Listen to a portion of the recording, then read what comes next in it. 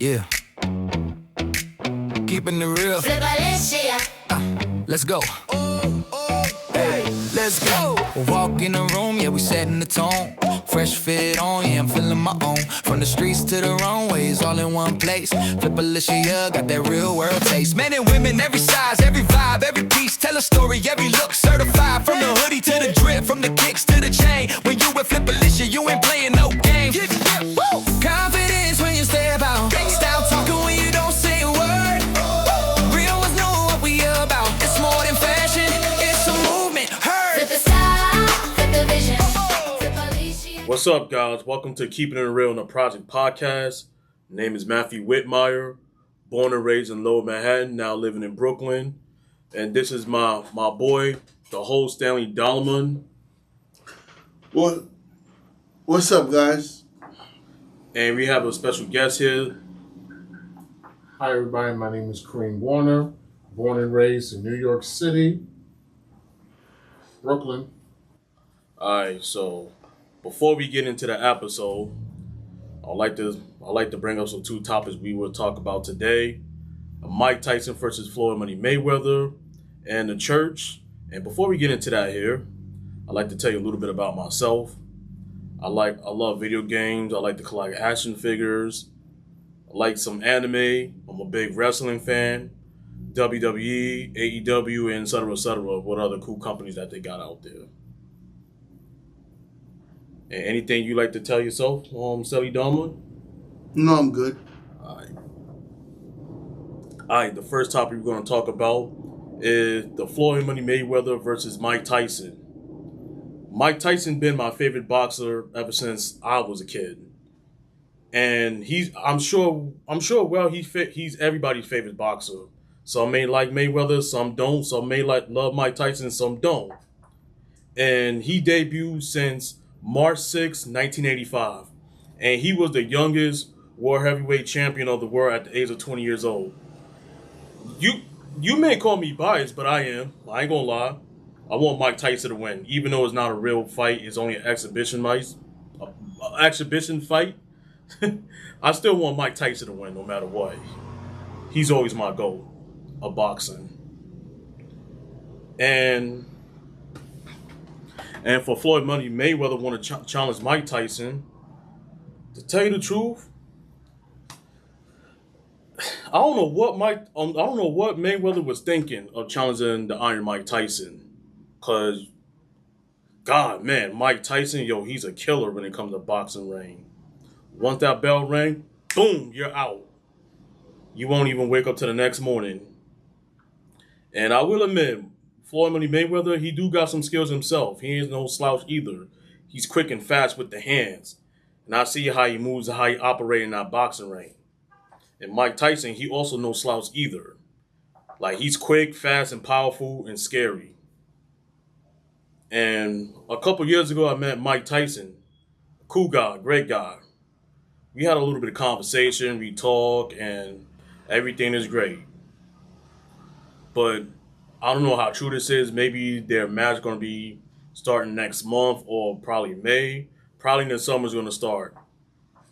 But if I do find out when the starting date, when it's going to start, y'all know. Y'all going to know. And the next topic we're going to talk about is the church.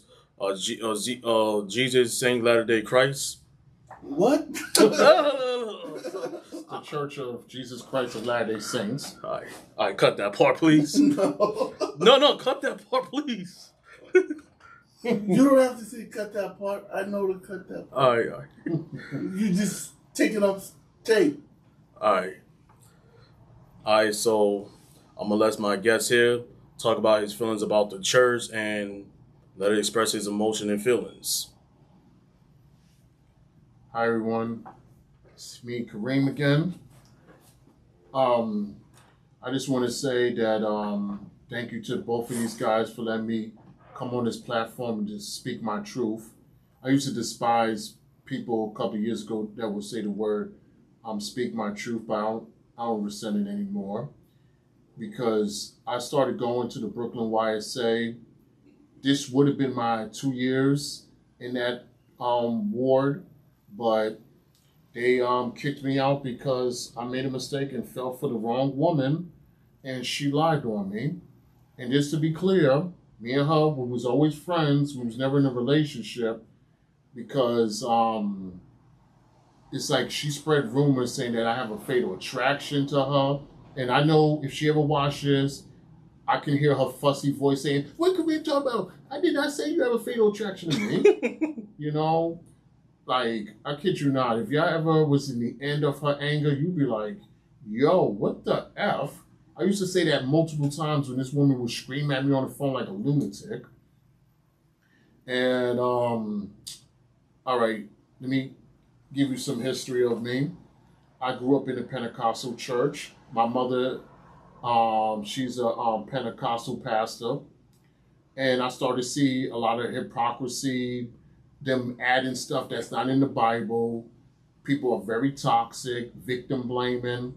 So I wanted to get out of New York. I wanted a better life for myself. So I became a missionary for the Pentecostal religion.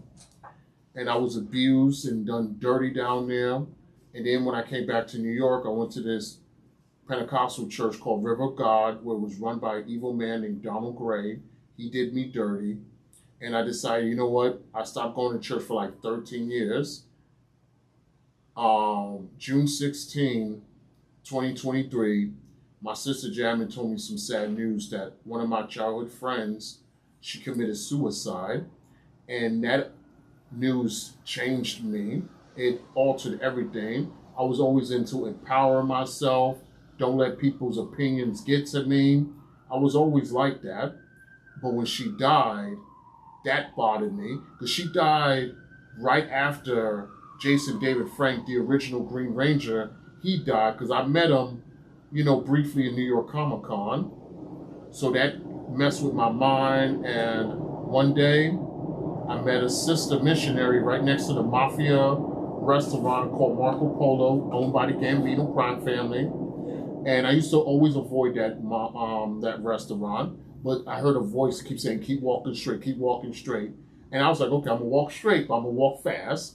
So I walked straight, bumped into a sister. She invited me.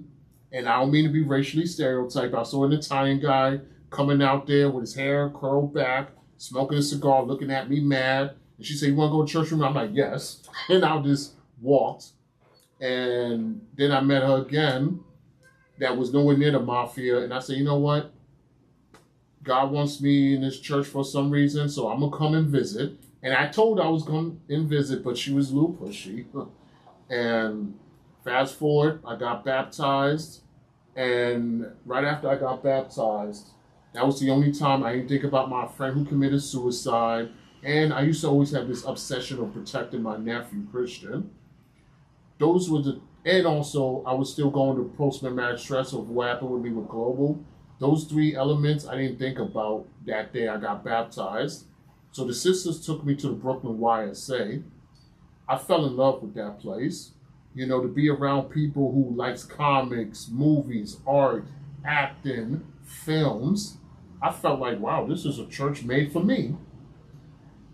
And, it was good until I befriended Elizabeth.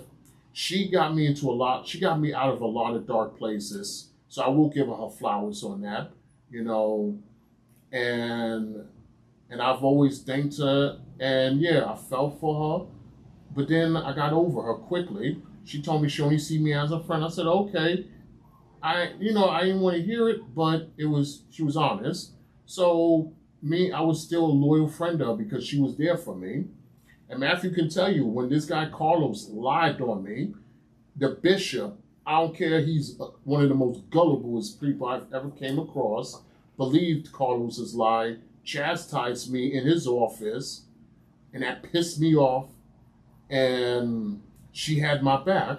Matthew can tell you, she was scared to leave me alone with Carlos, and I respect and I was loyal to her for that. But then fast forward, it was around June after my my birthday is June 8th. So I think next week, it was a goodbye party for the Franks. And the missionaries, as always, they bring in the wrong guys. This guy, I invited my mother so she could meet the Franks before they left.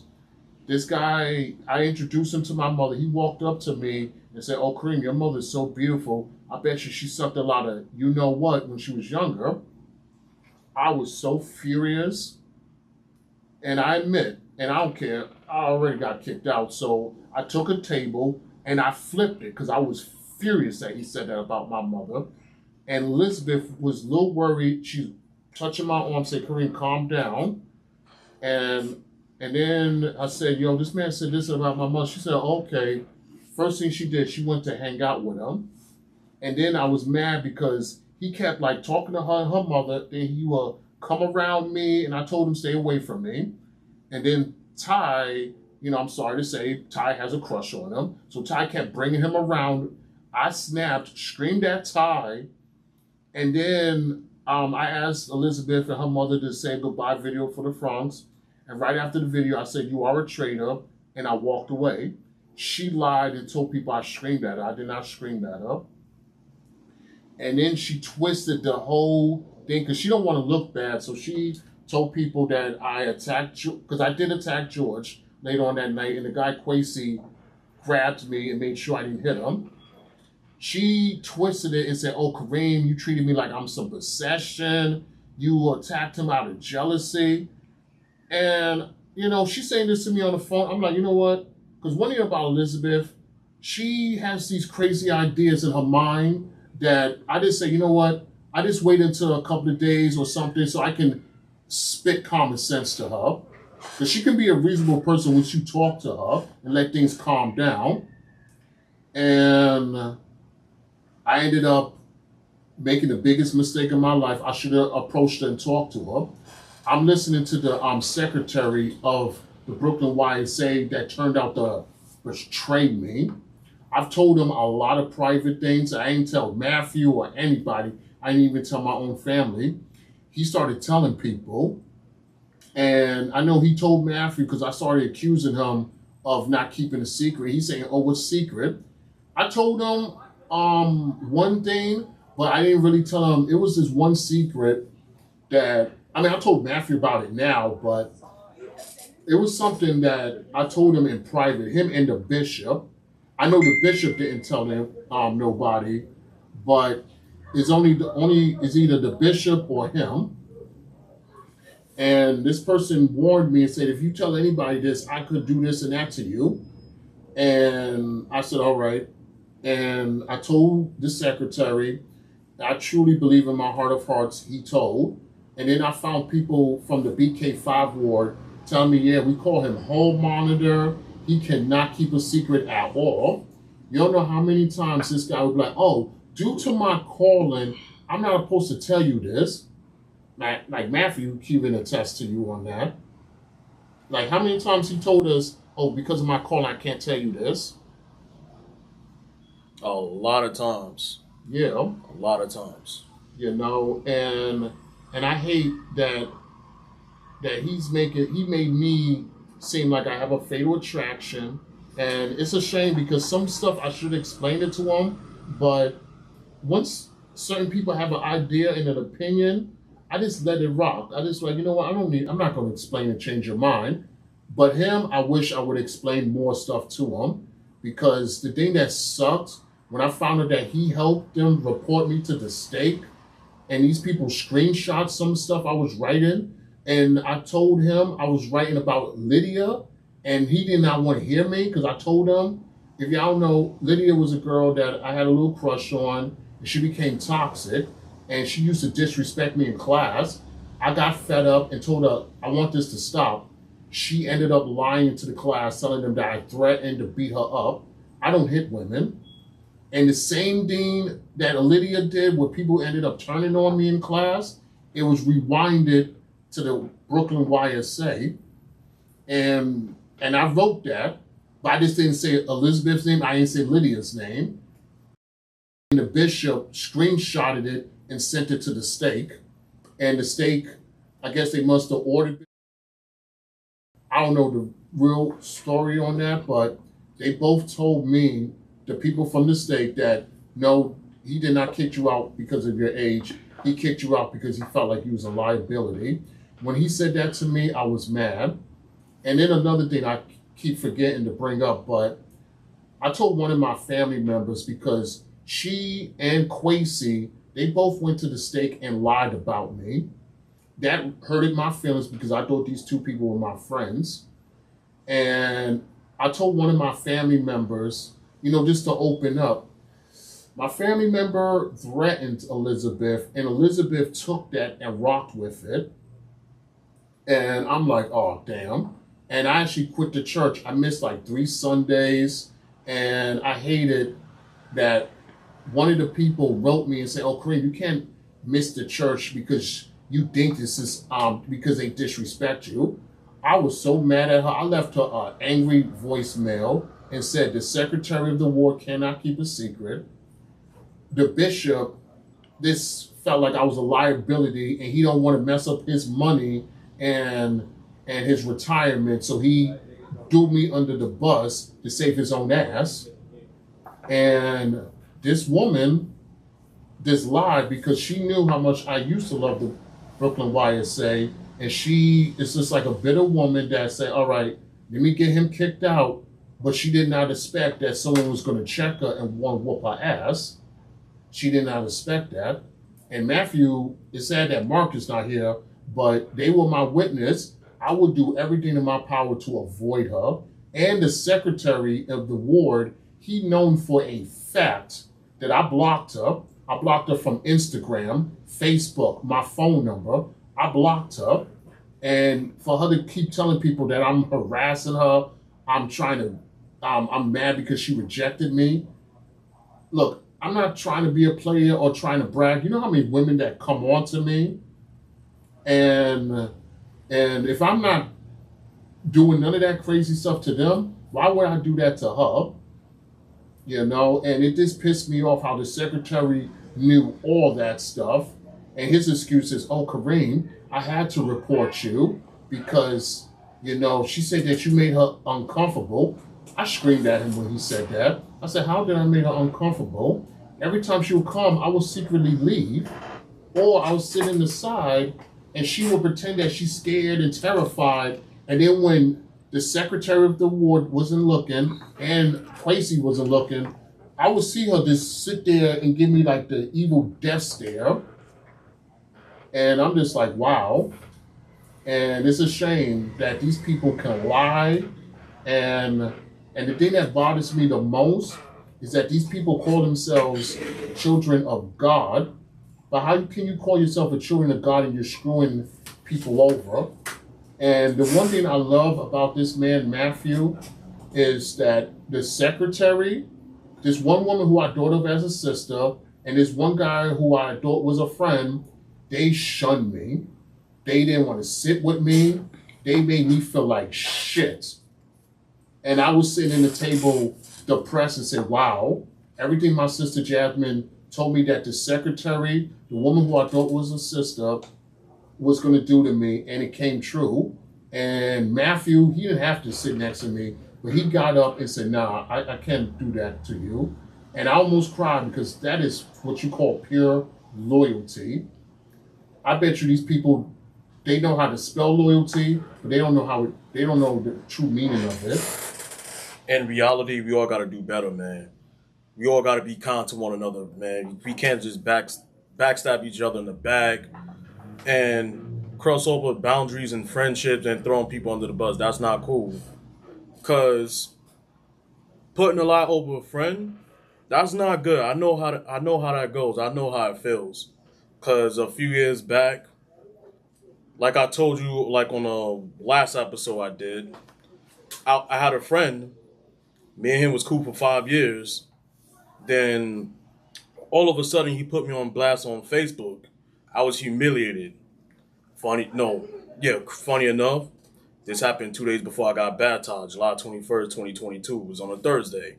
He put me on blast on Facebook. And I'm not gonna lie, I was on demon time. I was getting ready to hurt him, beat him up. I'm not gonna lie, I was about to cry. And yeah, I was hurt for a little while. It took me 3 years to finally get over that hurt. Because every time I see him, goes with his friends, and then a year later, in June 12, 2023, unblocked him off Instagram. I talked about his dead transgender mother, and I said, oh, your real parents left you when you was a little kid because you are a liability. You're never gonna amount to anything, this and that. And fast forward to like 6 months later, I got verbally attacked with him and two other people, and that bite me in the ass. And then a couple months later, in March 2024, them exact same people who kept approaching me, saying they want to make peace with me. I was like, no, leave me alone. Leave me alone. And then I called them. I said, yo, I'm not thinking about y'all niggas. I ain't talking about y'all niggas. I have a life. Leave me the fuck alone. I put some bass in my voice. After that, they all understood. And that same individual was hiding right behind them. And then every time I see him, I always wanted to beat him up. And then I finally got over it until November 2025. I said, you know what? Well, I'm still angry. Like, I know I've been hurt for so long. It's time for me to let that hurt go. Let it go. And another funny thing about this individual I'm talking about, every time he sees me, he always hide and run away when he by himself. Like, I'm never a violent person. But like as Kareem said, loyalty is everything. That's something you don't do to a friend. And it really hurts. And especially, I remember this quote that I read. I read it over and over, thinking about some of the snakes from the Brooklyn YSA. When they said it, the sad part of life is that betrayal doesn't always come from your enemies. It always comes from your friends. I love these people. I would have died for them. And for them to do me like that is absolutely disgusting. And me and Matthew, we have dealt with racism at the Brooklyn YSA. A lot of disrespect. People believe any lie about you. And I hope I'm going to say this now. Someone right now is probably going through a dark time in their life, and they truly, truly need Jesus Christ to be there. And these are the people who are supposed to represent Jesus Christ. But if this person will actually be betrayed, told them private stuff, and they're telling everybody about it, but then if this person gets confronted, they deny it. That's this disgusting part about it, because I've had a lot of suicidal thoughts. And I told Matthew, it took me a long time to realize that building, God is not present there. Because for me to be going there and having all these suicidal thoughts, and then I blamed myself because I brought my niece Talia with me. She's like a daughter. She ended up having some suicidal thoughts to the point that she had to get kicked out and be transferred to another school because she was talking about she wanted to commit suicide. And this is a little girl. Oh, no. And then that's when I say, you know what, let me stop bringing her there. It is something about that building. Like, that's why now all my suicidal thoughts are gone. Like, I'm just living life. And I sit back and said, it is some evil spirits in that building.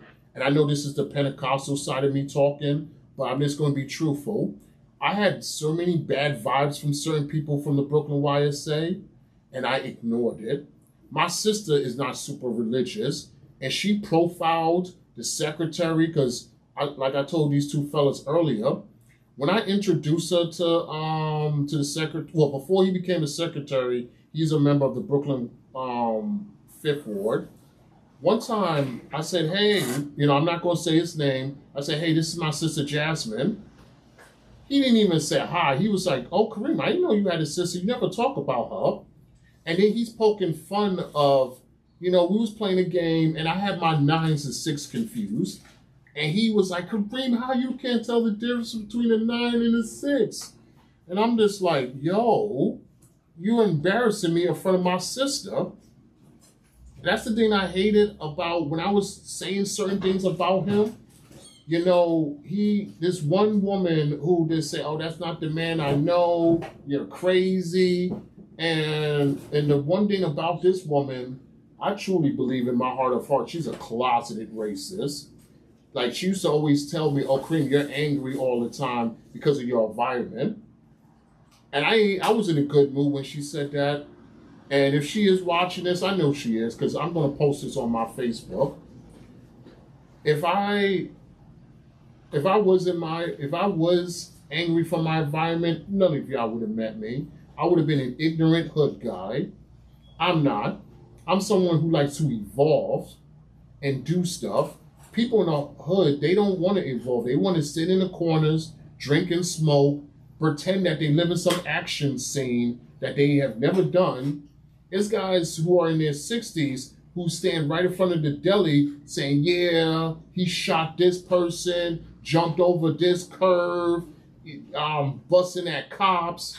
And I used to look at them like, they used to sit at that bench every single day when I was a teen. So where's this action Bruce Willis stuff they talking about? And I like to add on to that. I've been telling folks it don't matter about age.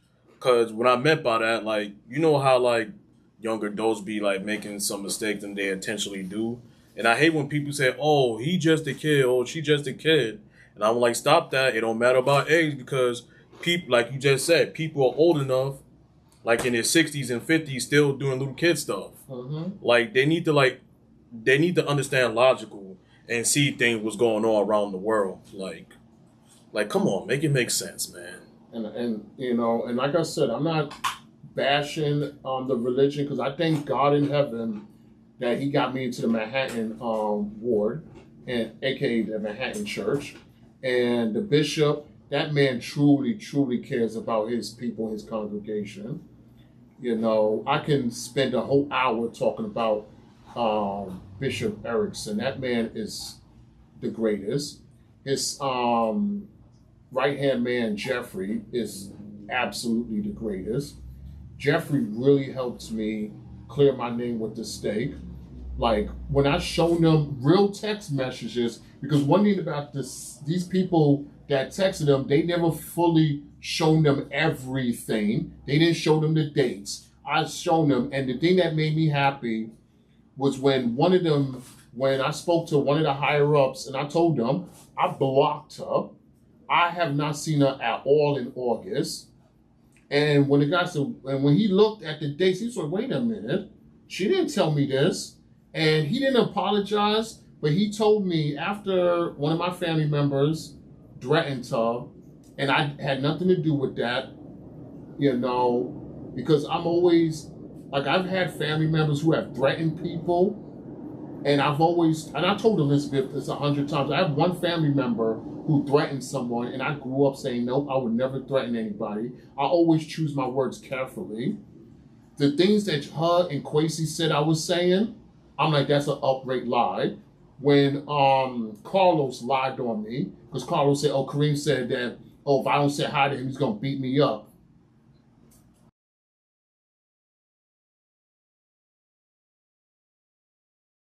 I said, I did not say that. This man chastised me, lectured me, and said, oh, Kareem, stay out of it. This is not your job.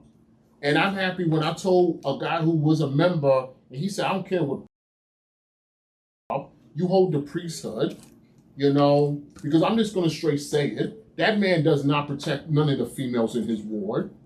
They be bringing all these predators in the ward, preying on these girls, and I was the only man who stepped up to the plate. The fuck was he doing? Looking the other way. Like, it always got me mad. Like, I can't prove it, but Carlos will always get up on women's grill because of his disabled. I would see the women be uncomfortable, but they just let him get that close and they don't say nothing because he's disabled. So that's why Carlos, he knows how to get there by himself. He always got into the secretary's face when the secretary used to put on the group me about, the trains are not working, and he would get in his face. If I did any of that, I would have got kicked out. Over a lie, and he knows it's a lie. He knows that Elizabeth blows things out of proportion. And one thing that even my own mother said about it, and it's true, she do not know when to stop. Like, for example, I had a friend, I still have a friend, her name is Izzy. It was a sexual predator from the Brooklyn 3rd Ward. He came out the bathroom and did some pervy things to her. And my friend Izzy, she didn't want to report him because she was scared of him. So I left it alone. Elizabeth did not. You know, she rescheduled a meeting with her bishop. She wanted her bishop to tell her to report the guy.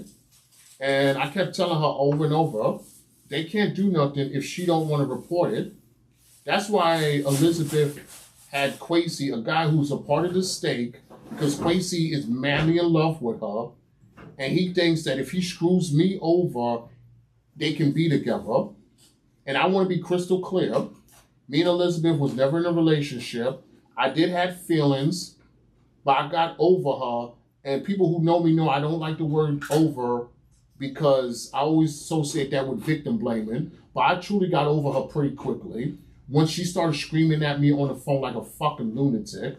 If I tell you some of the stuff that she says to me, that the time she screamed at me on the phone, you'd think this woman was fucking crazy.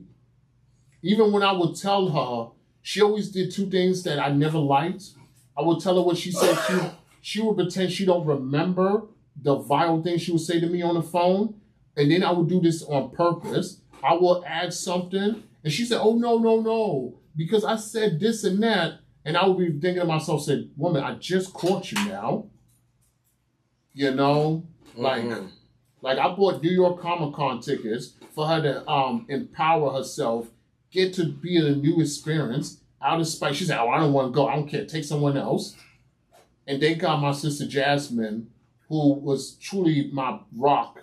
Her, Matthew, the Blossoms, Izzy, you know, some ways Ty, because he was making me laugh when I was depressed. Because Ty, he just be doing some funny stuff without even knowing. And also my mother, because I know my mother's going to watch this. And she was like, Kareem, you forgot about me. And I know what's the name say he wants me to stop thanking him, but Jeffrey, like for him to stick out his neck and talk to the stake for me and tell them what kind of a person she is, because he said it, he grew up with her, and he said that she lied on him, you know, and I mean it. The same exact stuff she did to Jeffrey, she repeated it to me. And I feel bad because there's going to be another person in the future she's going to repeat that on. And it's sad because she got this goody two-shoe reputation at the Brooklyn YSA. You know how many times she was like telling people, like, you know, for example, one thing about Elizabeth, if she don't like somebody, she wants everybody not to like that person. It took me a long time to realize that until people who I thought was my friends turned their back on me over a fucking lie. And little do these people know that she have said things behind their back. Like twice she told me that she don't find Kwesi attractive. She used to be like, she said this to me twice. One on the phone, and the last time I hung out with her in Dunkin' Donuts, we was leaving Dunkin' Donuts, and she said, I don't know what Naturally and Ty see in Kwesi. You know, and Kwesi, and I'm starting to find out a lot of grimy things about this guy. It's absolutely disgusting that he's a part of the stake. This man is making women in the Manhattan ward uncomfortable. He's saying stuff that he shouldn't be saying. You know, he follows me and Matthew around the East 87 building. He do. He's very creepy, bro. Yeah. And then he is blaming me because Elizabeth's, you know, not going to church, blames me for it. And I'm like, why? She already won. She got me kicked out the Brooklyn YSA over a lie. You know, and I'm still sticking to my guns. I'm like, how the heck am I harassing somebody and I'm the one who blocked her? Like, make it make sense. You know? And the thing that I hate about it is that she's acting like I have this fatal attraction to her, and I don't. You know how many beautiful women that hit on me? And I've always been a gentleman. Me and her has been alone with each other so many times. Shoot, one time me and her was walking in a dark alley in Manhattan, and I used to always criticize in slasher films, in comic books. I'm like, why do people go to dark alleys at night? I did it. I walked in the dark alley with her while she was on her phone, and I see two Spanish guys, and I guess being around her must have made me crazy because I'm looking up the roof like, where's Batman? you know? And I've been in like darker places with her, dingy train stations, and I've never once touched her inappropriate, did anything inappropriate to her. And it's absolutely disgusting how her and these fuckers betrayed me. And I feel bad for someone who's really going through it with their mental health and they looking for to truly feel the love of Christ and they truly need to be a part of a community. Because one thing I can say, it is some good people in there who is serving God and they doing things the right way. God bless them. But it's the ones who will screw you over in a heartbeat. And I'm sorry to say, I feel like by Carlos and Elizabeth and Quasi who lied on me, I don't know who else lied on me. Whoever lied on me, fuck them. But I truly believe that they just use them as an excuse just to hate on me, turn it back on me. Because I'm going to be honest with you, I was always real. And Matthew can tell you, when we be in the Brooklyn YSA, they be like, oh, I do this and I follow this in the Book of Mormon. I tell them the truth, say, nope, I don't do that. I'll be like, all right, I probably need to work on that. And someone will laugh, but they will respect my honesty. I'm not going to pretend that I'm some guy that goes to church and I'm perfect. Oh, I follow the 10 Commandments. No, if I have broke so many commandments, the only commandment I'm happy I didn't break, I didn't kill anybody, and I ain't cheat on my wife because I'm not married. Now I forget the other stuff in the 10 Commandments, but I guess I'm going to Google that when I get home. But, but one thing about me, I'm always going to be real. And people who truly, truly know me know I have this obsessive need of protecting people. I protected so many females. I always made sure I text them, say, all right, text me, let me know when you got home. I walked them to the train station. Never asked for no money. Never asked for a date. I never done none of that. But it's sad that all of a sudden, this one female who lied on me, the same women I protected, turned their back on me. And I know this girl ain't gonna like me saying this, but I'm gonna say this.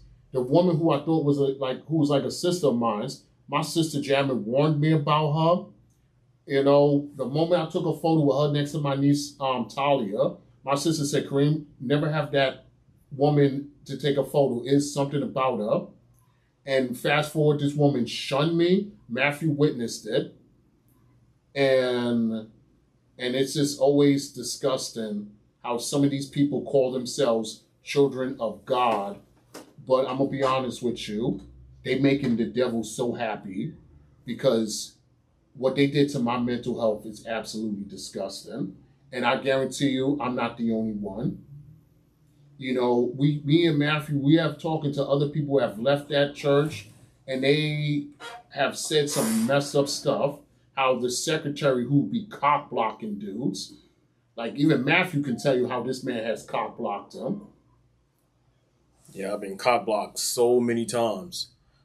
Especially this guy that goes to the same ward as me in the Manhattan church, but I'm not going to say his name.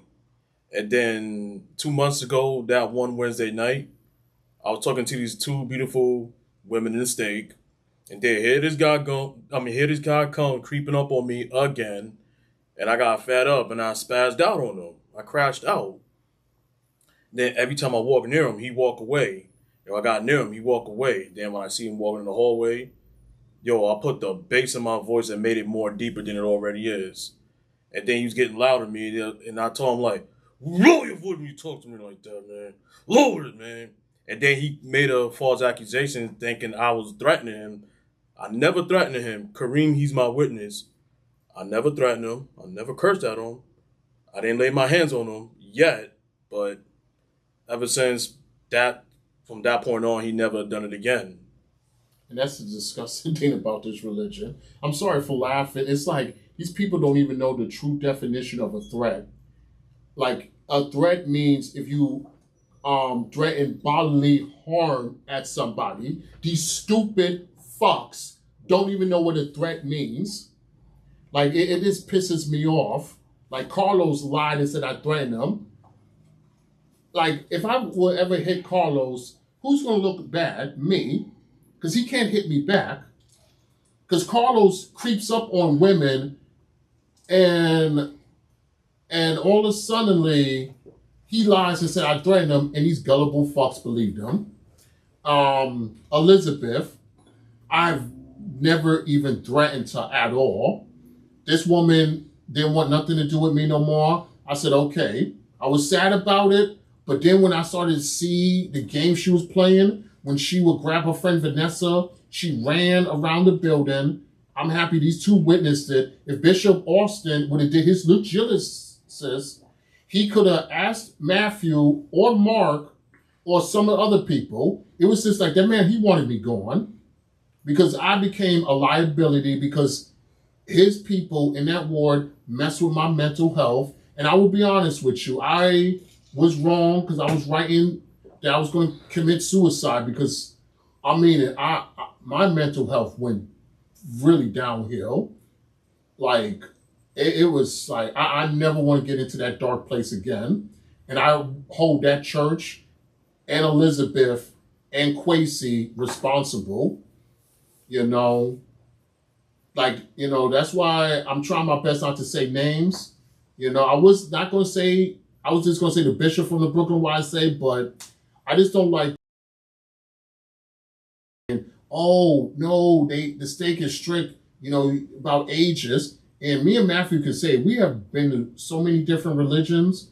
The ageism in this religion is absolutely fucking disgusting. I know people are going to get mad at me for saying that, but it is. Like, ageism is absolutely disgusting.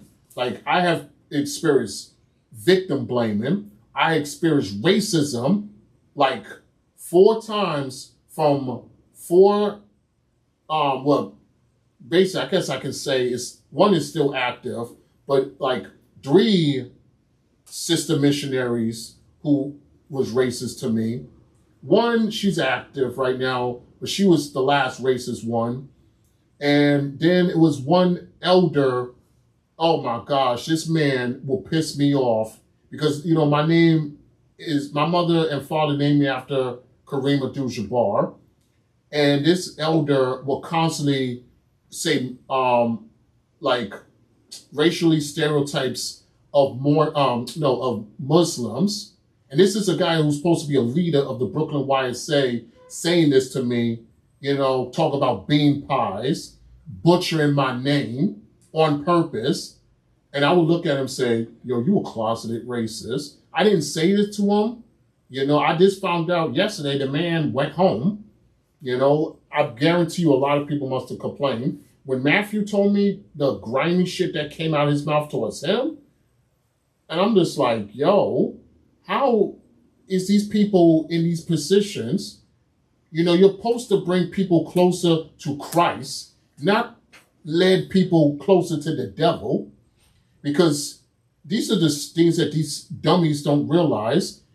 When you disrespect people, make them feel like pieces of shits, judging them for every little thing, but then they see you favoring someone who's doing 10 times as worse, that person gonna be like, you know what, screw this. Leave the church, leave the religion, and go live a sinful life. You know, and I'm trying my best not to repeat what I did with the Pentecostal church. I stayed out of church for 13 years because I saw religion as evil and greed. You know, until when I got to the Mormon Church, I will say the ones who are really living for Christ, those are the ones who inspired me to get closer to the Savior. The ones who inspired me to stay on point are the fake people. I'm going to say some of the fake people from the Brooklyn YSA, because these people, they're the greatest actors I've ever met in my life. Some of them should get Oscars. It's sad that the Oscars are nominating these shitty films that I'm like, I can't believe this was nominated. You put these people on, you would be like, yes, standing ovation. Their performance is so great. It surprises me, you know. And I want to be clear, because I know some of them going to watch this and be like, oh, Kareem talking about me, let me block them. The fake ones I'm talking about is the secretary, because what he did to me was fucking horrible. This man knew for a fact I was not bothering Elizabeth. He screwed me over. His excuse is, oh, Kareem, you know, because he thought I was the one who told the steak. Because, all right, I was thinking of committing suicide on the 30th, because it's like the anniversary when I left to become a missionary for the Pentecostal church, and horrible things has happened. I still got scars right on my back of what those fuckers did to me. And it was just haunting me, like me going to sleep thinking about what they did to me. And this woman, you know, I brought the pills with me, and I was thinking of doing it. But then when I was around people who I thought cared about me, I said, you know what? I'm going to dump this. I told Elizabeth this in private. She went and reported this to the state. And the secretary thought I reported this because he said he got into mad trouble about this. And I looked at him like, why would I say this? I didn't even tell my family. I bet you when my family sees this, they're going to be like, oh, I'm so sorry, Kareem. I did not know you was mentally suffering that bad. You know, like one thing about Elizabeth, and I know if she watches, she'd be like, well, her fuzzy voice, like, what can you talk about? No, this is true about you. You don't know how to keep a secret. Like the secretary, he don't know how to keep a secret, but me and Matthew can test. You will tell her, yo, don't tell nobody this. The first thing she'll do, she'll go and run and report to the stake.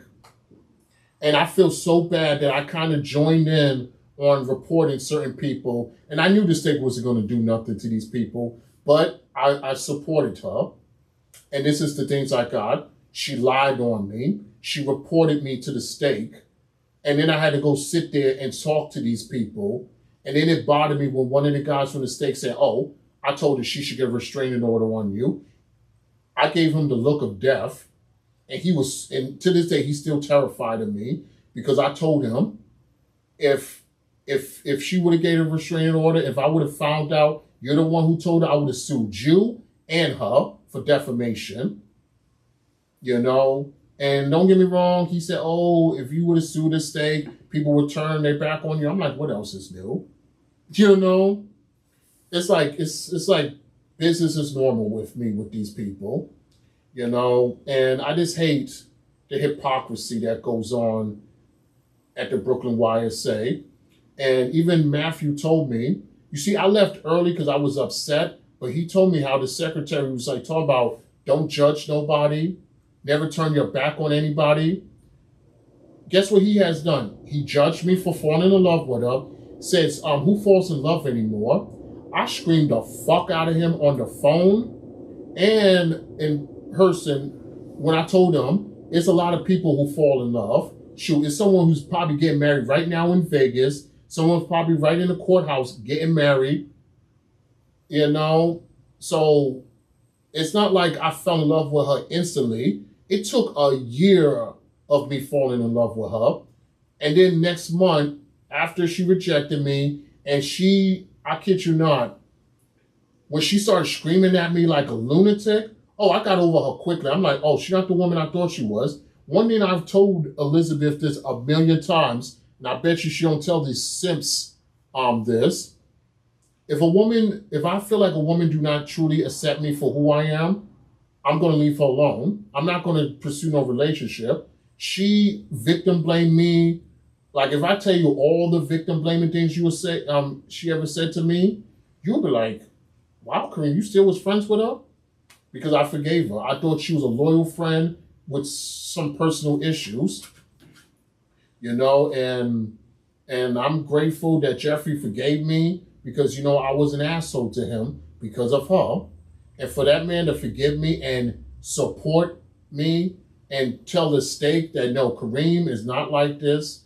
And now I found out from some of the people in the state that when some people be mentioning her name in meetings, they be like, oh gosh, like she is extremely infamous. And it makes sense because she's always reporting. And one thing Jeffrey told me, she is so manipulative that I know she's going to deny this if she sees this. You know how many times she tried to manipulate me. She wanted me to manipulate Matthew to go beat up Jeffrey. And I was like, I didn't say it to her, but I'm thinking in my mind like, no, I'm not going to do that. I don't want my friend to get in trouble for this, because I was starting to see, like slowly seeing certain things that Jeffrey was telling me, because her mask was falling off. Like her true face was being revealed to me. And it's a crying shame that this woman likes to lie on people. And I hate, because I had a good relationship with her mother. Her mother thinks that I want to kill her daughter because her daughter rejected me. I don't want to kill her daughter. I don't want nothing to do with her. In certain parts of New York, I'm not even going around no more because I don't want to bump into her. Because if I see her, I'm going to curse her out. And once I get my phone fixed, I'm going to record me cursing her out. Because I don't want her to lie and say, oh, Kareem threatened me and he chased me. I'm going to do social distancing from that woman. And I'm going to record me cursing her out. Because I don't want nothing to do with her. She's a bully, a manipulator, and a closeted troublemaker. You don't know how many times this woman has said the most vilest, hatefulest things to people. You don't know how many times she used to talk. I'm trying my best not to say this woman's name, but she used to talk behind her back, call this woman and her husband a racist, said, oh, I cannot wait when they leave. But then meanwhile, she's throwing them a party. And then she writes on the group me this fake, oh, I'm going to miss you and all this. And I'm rolling my eyes. Because I'm like, girl, you still talking shit about these people. And one thing that I'm proud of myself, that I kept my dignity intact, 2 people that she hates, I'm sorry to say 2 women that she hated, on the same day, they both groveled to her and hugged her. And I used to look at it like, yo, you don't do stuff like that. Like when this woman said, oh, I'm so sorry, tell me what I did so I can do better. And I'm looking at this woman like, and then Elizabeth complaining to me, I can't believe this woman effing hugged me, you know? Like, I kid you not. That's why even 2 people told me they wonder if she's bipolar. And that makes me wonder, because she can get manic. Like, she can scream, and then next minute she's calm. You know? And I'm just like, you know, look, I'm grateful. She did do a lot of good things for me. You know, I'm not going to just sit here and bash her. But last year, she made my life a living hell. She lied on me. She used to scream at me. Even on my birthday, we was in Little Italy. You know, she paid for everything. I'm not going to sit there and say she, you know, is this horrible person. She did a lot of good things for me. But then she caught an attitude with me. I told her multiple times, I don't know Little Italy like that, you know? And we're walking, and I'm like following her lead. She's screaming at me like, Kareem, where are we going? Come on. I'm like, yo. And I'm just like, and she's doing this in front of her mother. Uh-huh. Yeah, and then she catches an attitude with her mother, and I'm whispering to her, saying, what's wrong? Because, you know, the girl just flipped out on me, so I don't want her to flip out on me next again.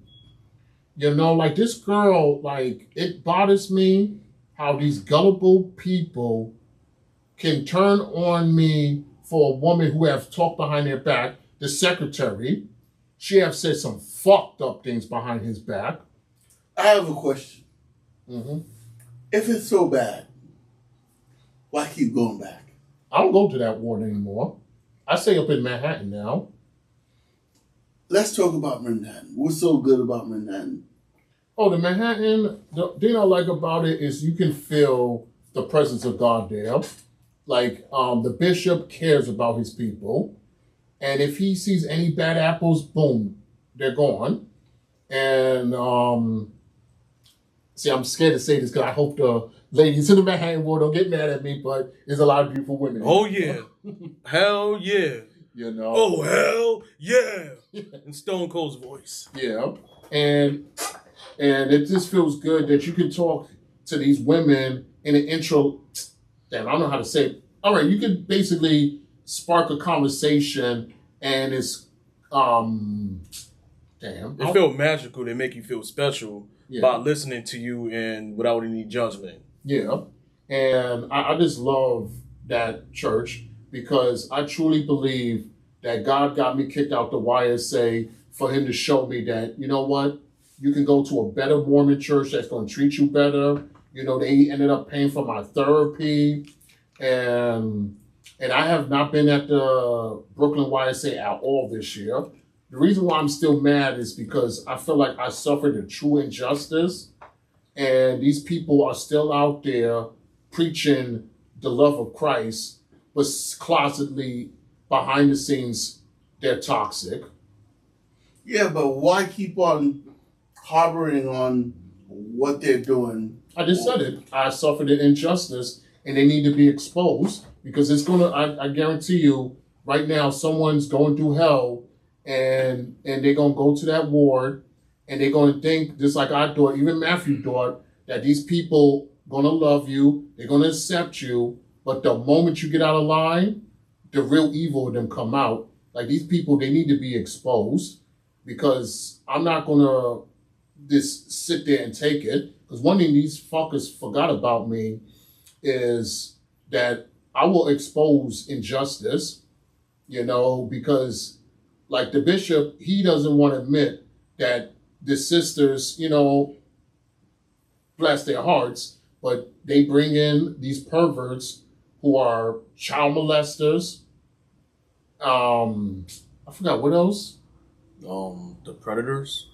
Yeah. Well, let's just say it's a lot of things that these perverts have done, and no one's doing anything. And I was the only one who stepped up in the plate because after what happened to my friend Izzy, you know, all the women used to say that they felt safe with me there. You know, and I'm just here to expose the don't do nothing unless it's me. And some of these people, they like to pretend they're people of God, but they're not. And that absolutely enrages me. I kid you not. If I had the power of the Hulk, I would have Hulk smashed that building a long time ago. You know, and I'm grateful that, you know, that when this year started, I said, you know what, Matthew, let's just stay in the Manhattan ward.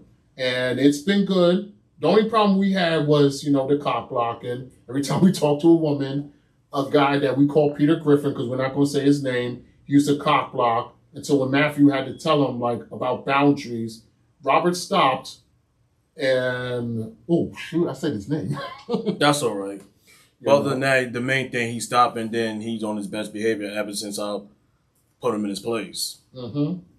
And I just want people to know that that place, God is not present there. It's just demons. They're more present. You know, I regret that I took my mother there and this guy perved on her. I regret taking my sister Jasmine there. A guy perved on her.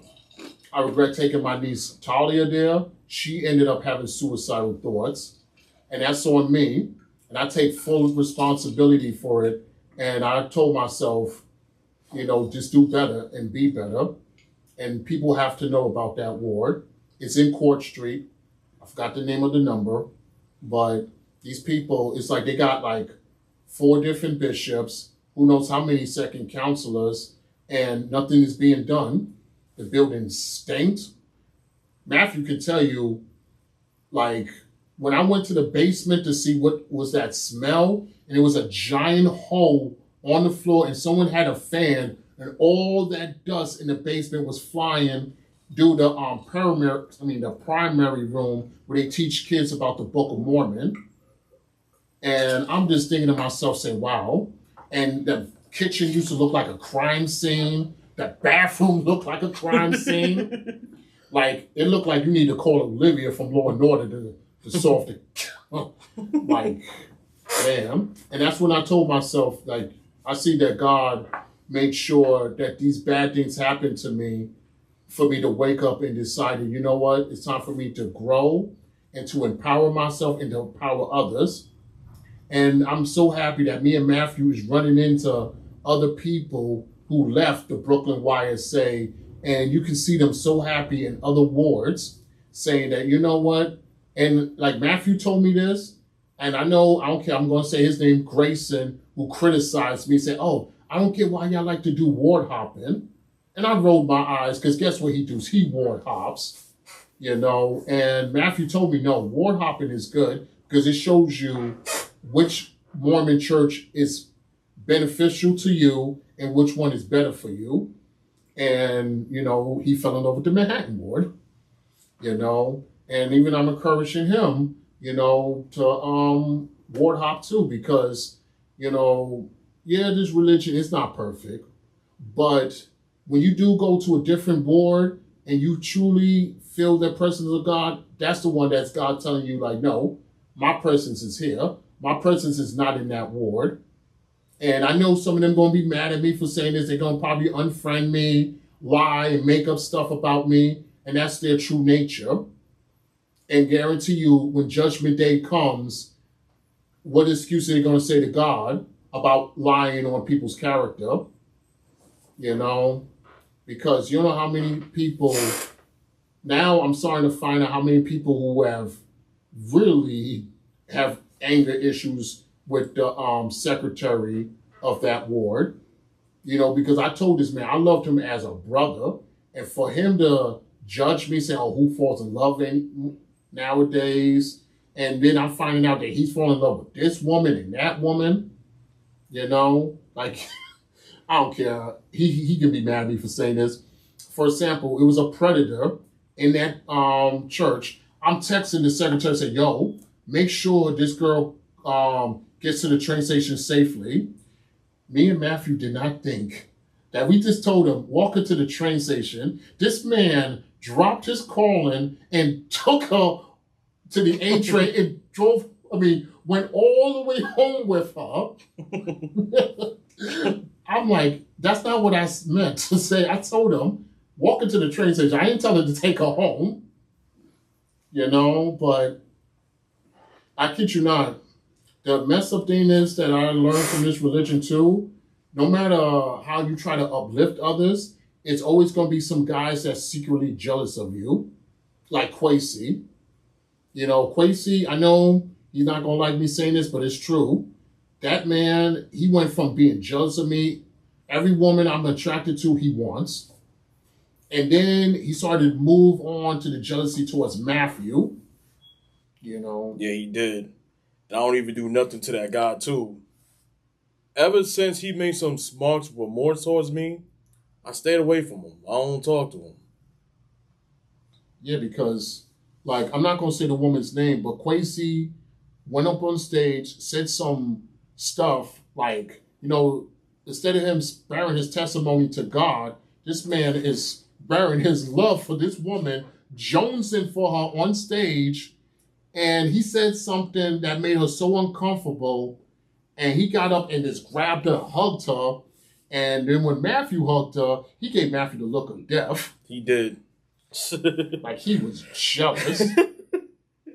And it's sad because she's one of the most sweetest people you can ever meet, and she's scared now because of him. Because, she looks at him as a predator. And it's sad that, this guy's in the stake, and he loves to dole his stake calling in your face. If you ever get into an argument, oh, I'm from the stake, I can do this, I can do that.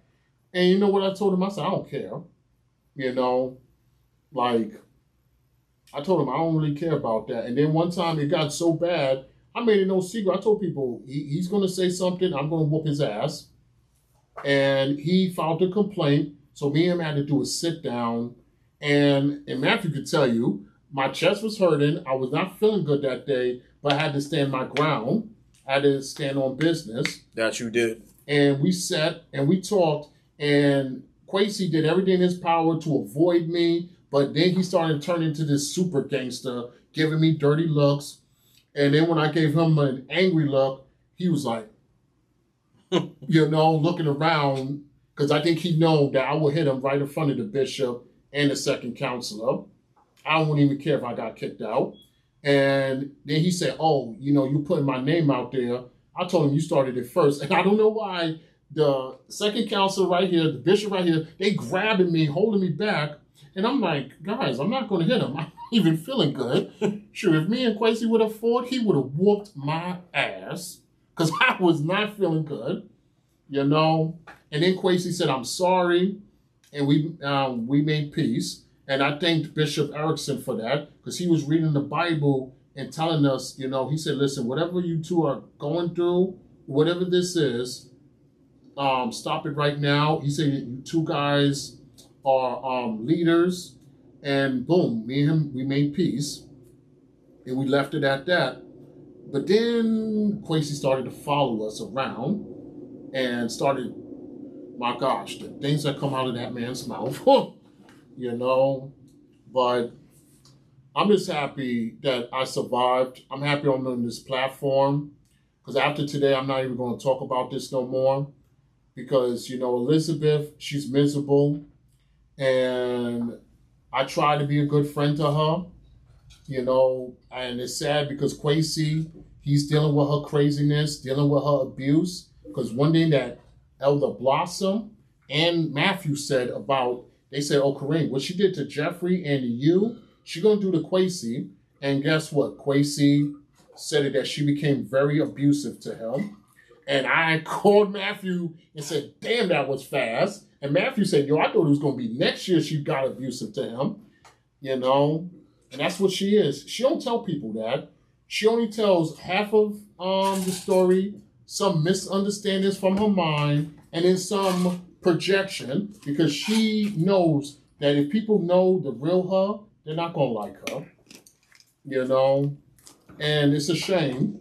But after today, I'm done talking about her and I'm just going to look forward, can't wait for Sunday, Me too. I love the people at the Manhattan Church, and I thank God that he brought me there because it took my friend Gabriella told me and said, Kareem, I think God sent you to our ward for a reason. And he did. I got to grow more.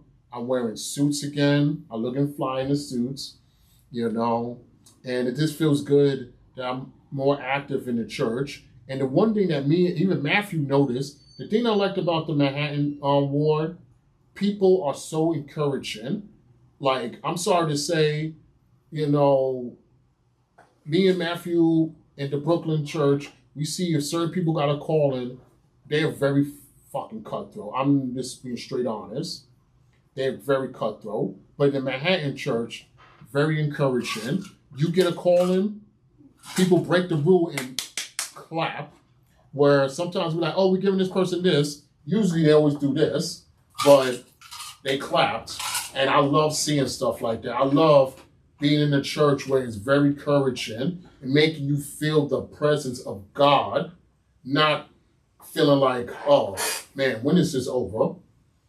That's how I can tell eventually me and Matthew was going to leave the Manhattan, not the Manhattan Church, the Brooklyn YSA was, me and him would look at our phones, and I'd be like, all right, we got this many left, we got that many left. And then we would leave not happy. The Manhattan Church, we'll leave so happy, and we just laugh at some of the crazy stuff that we witnessed there. Just like, damn, I was going to say something funny, but I know the person in the Manhattan Church was like, oh, Kareem, you had to mention that? So I guess off camera, I tell y'all. But I don't know, you can see the glow in my face. The Manhattan Church is a true blessing from God, and like I said, man, I regret that I let Elizabeth get to me. And don't get me wrong, it was other people who got to me, like Derek, Heather, and stuff. But it was like I really felt like that this girl projected a lot of her issues on me, and I just took it, but no more. Like, if me and her ever make peace, I would never ever be friends with her again. I know if she's watching this, I already know her physical voice. Like that girl, she needs help. Like I remember one time when she was so mad at Jeffrey, you know, she walked up to the YSA board and took his photo and just went crazy. And I'm just like, and like I'm sitting right here, and she's right in front of me ripping his photos, and I'm just like, damn girl, you really hate Jeffrey. Damn. You know? And when I told Jeffrey that, he laughed, but you know, and I mean it bothered me last year, but it don't bother me no more. That when the Brooklyn YSA took all my photos off the wall, and they took all and replaced my photos with her photos, and I was like, wow, for a woman who don't want to be in that ward, she's in all the photos, and I was like, yo, this is the measures that ward shows you. We can lie on you, we can judge you for lying on you, and we can do whatever we want. And I don't care if they get mad, because everything I'm saying is the truth. I'm not adding anything. I'm not even embellishing. Because trust me, the things I want to say, but if I do say, I will have to say names, you know, but I'm just saying that I'm a survivor of being molested as a child. I survived that. I'm a survivor of global outreach. I'm a survivor of Donald Gray. I'm a survivor of Heather, Elizabeth, and the Brooklyn YSA. I survived all that stuff. And I'm proud that I can go out there and encourage people that, you know, you can always find a way. Because a lot of people, you know, it's sad they go to drugs. And I'm grateful I never went to drugs in my life. And I feel like even it was sad when Matthew told me that it's a person who has a substance problem and he stopped going to the church. And I hope and pray that somebody will make him feel like his life is worth more. He don't need substance to make him feel happy, because he's a great guy when he's not on that stuff. But the moment he messes with it, he becomes another person, a person that you don't want to be around.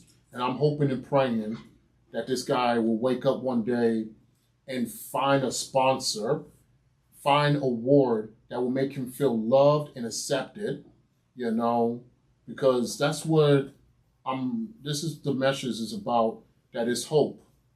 You know, I lost a lot of hope last year, and I am grateful that I get to be on this platform. Instead of me walking with my phone and then the phone making my face look fat and then it cuts off, I'm just happy that I get to tell my truth, and I finally feel free. And to the people who betrayed me, I'm going to forgive you from a distance. I don't want to see you. If I see y'all in another ward, I'm going to just do this. Shoot fly don't bother me. And that's how I'm going to treat them, because they're nothing but flies, you know, because what we do with flies, some kill it and some just like that. And that's how they are to me now, because they're not true people of God. And the ones who are in that ward, I cannot wait when they finally leave that ward and go to another ward and help that ward grow. Because right now, the Manhattan ward is growing, you know, and forgive me for saying this, the ladies. Oh, hell yeah. You know, and then it's like guys who make you feel like brothers. You know, it's just, man, I cannot wait this Saturday when, you know, we go up there and hang out with them, because we're going to clean up the church and then we're going to eat some food. Because the first time we went and did cleanup, it was wonderful. And I really love that church. You know, like, it is very encouraging. Nobody screws each other over. And I know I sound like a broken record, but, you know, if anybody's having any bad thoughts about leaving the Mormon Church, ward hop. That's the best thing you can do. Now, sure, you may have to spend car fare, or you might have to hop the train or walk through the gates. You know, you may have to do that. But I encourage you to do it, because you never know how you come in there one way, and probably towards the end of the year, you come out a different way, a way of you feel empowered, strong. Nobody's going to interfere with your mental health. But if you go into a chaos ward, you're not going to grow. And there's something I would like to add on to that too. Yeah, empower yourself. Go do something. Go take a walk, listen to music, go to the gym, exercise, work out, or talk to a friend, family, guardian, like step parents, whoever, or even a therapist. Empower yourself. Be a better you. And cut all that negative and toxicity out of your life, because you don't need that. Because you are worth it. Without God, you won't be here. Without God, it won't be success. Without God, it won't be anything. Wow. So I just want to say thank you guys for letting me share and let me go on a little rant. But now you got a lot off your chest. Oh yeah, yeah. I've been holding this in since last summer, and I just want to thank Matthew, my sister, my mother, the Blossoms, especially the Blossoms, because I was so suicidal. And when they invited me to their home, and when I stopped going to church for those 3 Sundays, Sister Blossom gave me the look of death, and she said, "How was church?" I said, "I don't know. I ain't go."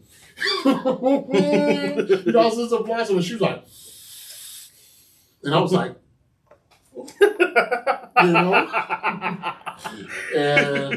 and then that's when I decided, you know what? Not everybody in the Mormon Church is like this, and I thank God that we have missionaries, some for their own agenda, and some who truly want to make a difference in someone's life. And that's the missionaries, excuse my French, those are the ones I want to fuck with, the ones who want to make a difference, the ones with their own agenda, you can tell. I just got blocked from one of them who I was close to, and I don't know why, but I said, you know what? Whatever her reason is, it is what it is, And I used to say this line from Elizabeth is a Method Man line, and now I'm going to say it to the Brooklyn YSA. It is what it is. You can't understand a man if you ain't lived what he lived. If you want to know, it's Method Man Bulletproof is a song he dedicated to Luke Cage, the superhero. And also, I don't mean to quote anybody, but I always love LaShawn Campbell's quote, and I always dedicate this to the Brooklyn YSA. Pay attention to your circle before they hurt you. I repeat, pay attention to your circle before they hurt you. And that's how I feel with the Brooklyn YSA. Some of them were a part of my circle, and they cut me out of their circle, which is fine.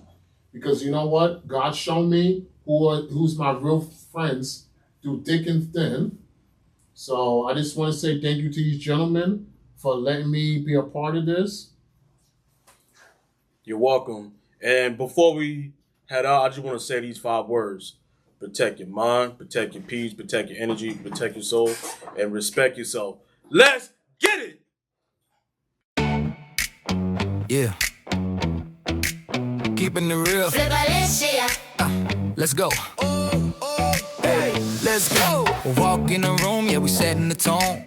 Fresh fit on, yeah, I'm feeling my own. From the streets to the runways, all in one place. Flip Alicia, got that real world taste. Men and women, every size, every vibe, every piece. Tell a story, every look certified. From the hoodie to the drip, from the kicks to the chain. When you with Flip Alicia, you ain't playing no games. Confidence when you step out. Style talking when you don't say a word. Real ones know what we about. It's more than fashion, it's a movement. Heard. Flip the style, flip the vision. Flip Alicia, I got you feeling different. From the fit to the shine, yeah, we living real. Keeping it real, that's the deal, that's the deal. Flip the style, head to toe. Hair grilling, accessories, let it show. Every look, every vibe, so official. Flip Alicia, yeah, we keep it real. Accessories on point, yeah, the details matter. Every hat, every bag, make the whole fit flatter. From casual days to nights out clean, we dress real people, living real dreams. Powered by voices that speak that truth. Keeping it real, projects breaking through. Stanley and Matthew on the mic every week, talking life, culture, hustle, raw and deep. statement. Every stitch got purpose and pride. When you rock for Felicia, you wearing that real life pride. Flip the style, flip the vision. Flip Alicia, you got you feeling different. From the fit to the shine, yeah, we living real. Keeping it real, that's the deal. Flip the style, head to toe. Apparel and accessories, let it show. Every look, every vibe so official. Flip Alicia, Yeah, we keep it real. From the podcast to the pavement, from the mic to the streets. Real stories, real fashion, real people, real heat. Flip the style.